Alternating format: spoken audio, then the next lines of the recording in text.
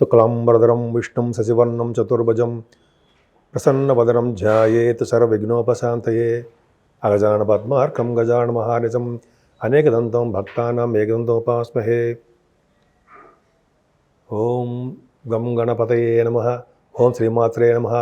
ఓం శ్రీ నమో వెంకటేశాయ నమో నమః. మా ఆది ఆశ్రమాన్ని చూస్తున్నటువంటి మీ అందరికీ కూడా పేరు పేరున నా హృదయపూర్వక నమస్కారాలు. నేను మీ వార్డరేవ్ ఆదినారాయణరావు శర్మ, హైదరాబాద్లో ఉంటాను.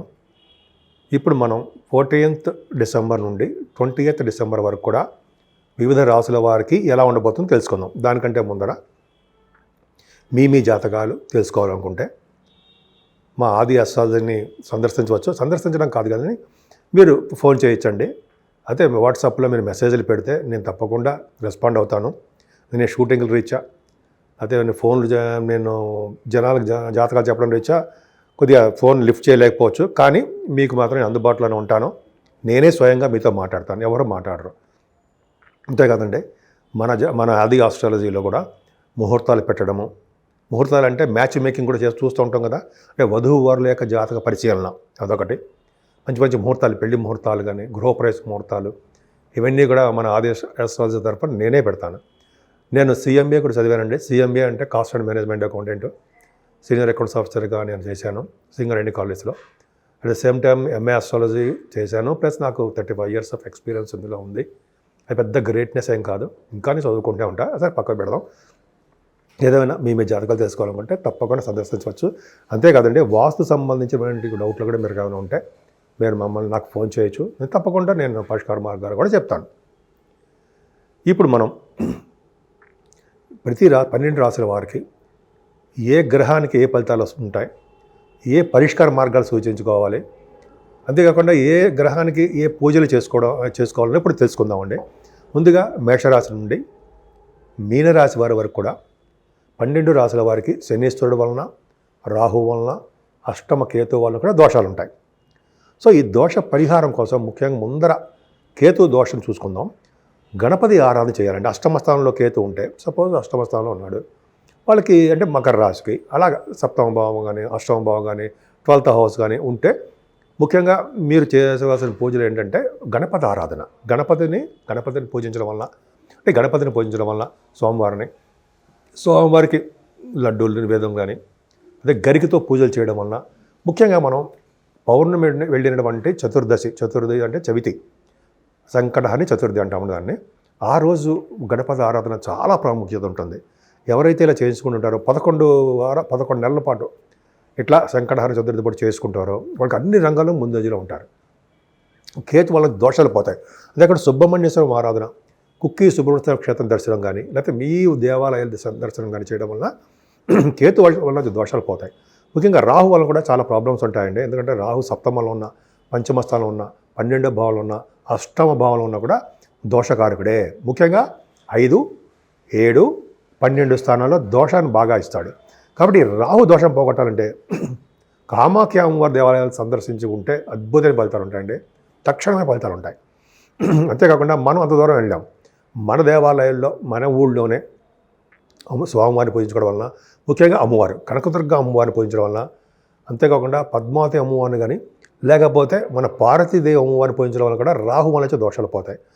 ముఖ్యంగా మనం చండీ హోమం కానీ, కుంకుమ పూజలు కానీ, అమ్మవారికి ఎర్రటి పుష్పాలతో కానీ మనం పూజ చేసుకుంటూ ఉంటాం. అది చేయడం చాలా మంచిది. ఇంకా వీలుంటే మనం రాహుకేతువులు కాళహస్తి వెళ్ళడం, అక్కడ పూజ చేయించుకోవడం వల్ల రాహు వల్ల వచ్చే దోషాలు, కేతు వల్ల వచ్చే దోషాలు కూడా పరిహారం అవుతాయి. ఇంకా శనీశ్వరుడు ద్వితీయ భావంలో శని మంచివాడు కాదు. అలాగే చతుర్థ భావంలోను, సప్తమ స్థానంలోను, అష్టమ వ్యయభావాల్లో కూడా శనీశ్వరుడు మంచివాడు కాదు, దోషాలను ఆపాదిస్తుంటాడు. సో చాలామందికి ఏళ్ళనడిసరి ప్రభావం అనుకుంటుంటాం. 7.5 years అంటే కదా ఏళ్ళనడిసరి ప్రభావం 7.5 years అని, అలాగే 2.5 years అని మనం చెప్పుకుంటూ ఉంటాం.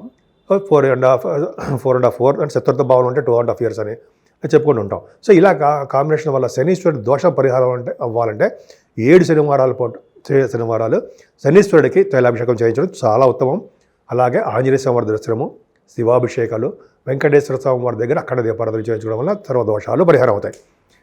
ఈ మార్గశిర మాసం కాబట్టి విష్ణువుని పూజించడం వలన తులసి దళాలతోటి అలాగే లక్ష్మీ అమ్మవారిని కలువ పూలతోటి పూజించడం వలన సర్వ శుభాలు సర్వ సౌఖ్యాలు అన్ని రంగాల్లోనూ ముందంజలో ఉండాలి ఖచ్చితంగా జరగడానికి అవకాశాలు ఉన్నాయి. ముందుగా మిథున రాశిలో గురుడు వక్రగతిలో ఉండడము, కేతు సింహరాశిలో ఉండడము, అలాగే మీకు రవి బుధ శుక్రులు వృశ్చిక రాశిలో ఉండడము.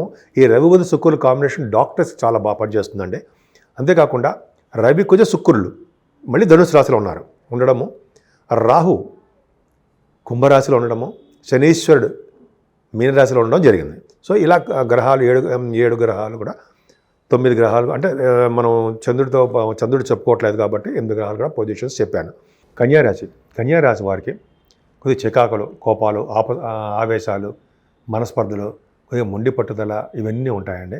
చంద్రుడు కూడా ఉన్నాడు కాబట్టి కొద్దిగా మీ ఆలోచనలో కూడా మార్పు వస్తుంది. కానీ మీ ధనం విషయంలో ఏ మార్పు ఉండదు, బ్రహ్మాండంగా ఉంటుంది. ఇంకెక్కువ వస్తాయి ధన సంపాదన మీకు ఎక్కువ ఉంటుంది. అలాగే వేళ్లపంట భోజనాలు, టిఫిన్లు ఏది పడితే అది మంచి చక్కటి దంతచీర అంటాం కదా, అది మీకు బాగా ఉంటుందండి. ఎక్కడికి వెళ్ళినా మిమ్మల్ని పిలిచి మరీ భోజనం పెడతారు. అంతేకాకుండా మీరు కుటుంబంలో వృద్ధి కలుగుతూ ఉంటుంది. గాయకులకి మంచి అవకాశాలు, ధనప్రాప్తి, వాళ్ళకి యాంకరింగ్ వృత్తిలో ఉన్న వారికి ధనప్రాప్తి, అలా కుటుంబం కనరగలంగా మాట్లాడే శక్తి మీకు ఉన్నాయండి. సెకండ్ హౌస్ లార్డ్ బాగున్నాడు. సెకండ్ హౌస్ లార్డ్ శుక్రుడు కూడా చతుర్థ భావంలో ఉన్నాడు కాబట్టి ఫారిన్ కంట్రీస్ వెళ్ళడానికి కూడా మీకు అవకాశాలు లేకపోలేదు. డెఫినెట్గా అవకాశాలు ఫారిన్ వెళ్ళడానికి అవకాశాలు ఉన్నాయి. అంతేకాకుండా మీ రవి బుధ శుక్రులు కూడా ఉన్నారండి థర్డ్ హౌస్లో. ధైర్యంగా మీరు ముందుకు వెళ్ళిపోతుంటారు. రవితో కలిసినటువంటి బుధుడు జ్ఞానాన్ని, సంపదల్ని, అలాగే ప్రయాణాలని ఇస్తూ ఉంటాడు ఆయన. పైగా రవి బుధ శుక్రులు కాంబినేషన్ కాబట్టి మీరు డాక్టర్స్ విద్య కానీ, ఫైనాన్స్ విద్య కానీ, అలాగే ప్రయాణాలు చేయడం వల్ల కానీ మీకు ఎక్కువ ధైర్యం కానీ మీకు ఉంటుంది, పట్టుదల ఎక్కువ ఉంటుంది. ఈ వారంలో కూడా మీరు శుభవార్తలు వింటారు, మీ జ్ఞాన సంపద వృద్ధి చేసుకుంటుంటారు. మీకు మంచి ఐడియాలు కార్యరూపం దాలిస్తూ ఉంటాయి. చదువు విషయంలో ఏమాత్రం ఆటంకం ఉండవండి మీకు. పైగా 4th house lord యాస్పెక్టెడ్ by 4th house. అదే రవి కుజ శుక్రులు కూడా ఉన్నారు. రవి కుజ శుక్రులు కాంబినేషనే డాక్టర్స్, ధనుసు రాశి డాక్టర్స్కి, అలాగే ఇంజనీరింగ్ విద్యలో ఉన్నవారికి, గణిత శాస్త్రజ్ఞులకి, వీళ్ళందరికీ ఆడిటర్స్ వాళ్ళకి కూడా మంచి యోగం ఉంటుందండి. చతుర్థ భావం పర్ఫెక్ట్గా ఉంది. మీ తల్లిగారి ఆరోగ్య పరిస్థితి చాలా బాగుంటుంది. ముఖ్యంగా సంపదలు పెరిగితే మీకు కుజుడు వలన భూములు మీకు సకాలంలో బ్రహ్మాండంగా సక్సెస్ఫుల్గా చాలా బాగున్నాయి. 4th హౌస్ కంఫర్టబుల్నెస్ ఎక్కువ. అంతేకాకుండా రాహు వలన కూడా మీకు కార్యసిద్ధి, ఐశ్వర్య సిద్ధి, ప్రతి పనిలోనూ ముందంజలో ఉండే శక్తి, భూములు, గృహాలు, వాహనాలు కూడా రాహు వలన కలుగుతాయి అంటాం మనం. జనరల్గా మీ జాతకాల ప్రకారం ఇవన్నీ ఇస్తాడు తప్ప అందరికీ ఇవ్వడు. రాహు మంచి చేస్తాడు తప్ప చెడు చేయడు 6వ భావంలో. అంతేకాకుండా గవర్నమెంట్ సంబంధించిన వాటిలో కూడా మీరు ఉండడానికి అవకాశం ఉంటుంది. గవర్నమెంట్ పదవుల్లో కానీ, ఉద్యోగాల్లో కానీ మీకు ఉండడానికి అవకాశాలు రాహు వలన ఉన్నాయి. ఖచ్చితంగా మంచి చేస్తూ ఉంటాడు మీకు. అంతేకాకుండా శత్రువుల వలన కానీ, రోగాల వలన కానీ వచ్చే బాధల నుంచి ఉపశమనం కలిగిస్తూ ఉంటాడంటే సందేహం లేదు. రాహు గురుదృష్టి ఉండడం వల్ల కూడా కోర్టు సంబంధించిన విషయాల్లో కానీ, లా రిలేటెడ్ సంబంధించిన విషయాల్లో మీకు విజయం సాధించడానికే ఎక్కువ అవకాశాలు ఉన్నాయి. సప్తమంలో శనీశ్వరుడు అంత మంచివాడు కాదు. సప్తమ స్థానంలో శనీశ్వరుడు అంత మంచివాడు కాదండి. ముఖ్యంగా సప్తమాధిపతి బాగున్నాడు కాబట్టి పర్లేదు.